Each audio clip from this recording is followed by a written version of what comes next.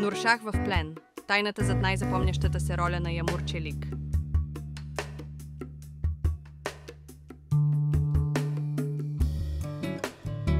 Някога, родена под знака на Овен, Ягмур Челик винаги е носила в себе си силата и страстта на този огнен знак.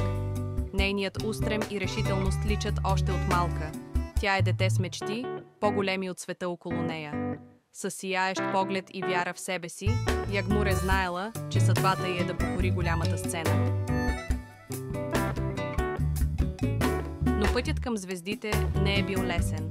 Израснала с амбиции и желание да изрази себе си, Ягмур среща своите първи предизвикателства още в детството. Тя намира убежище в изкуството, където открива свободата да бъде себе си. Това я отвежда в университета Ишак, където изучава моден дизайн, но съдбата й поднася роля, която променя всичко. Нуршах Демирханли в плен, Есарет.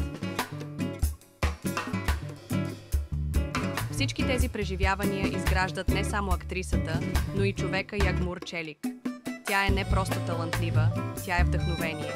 Зад кулисите тя е естествена и земна, с любов към живота и силно чувство за справедливост.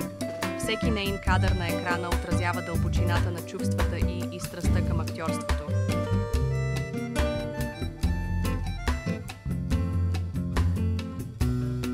Нейната роля в плен Есарет не е просто изпълнение, това е изповед.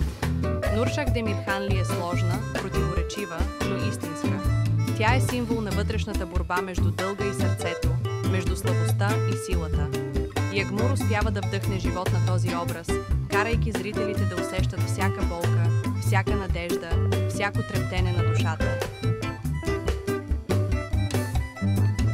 И когато екранът заблести и видим Нуршах, сърцата ни забиват по-бързо. Усещаме болката й, радостта й, любовта й. Това не е просто сериал. Това е емоция, която остава дълго след като епизодът приключи.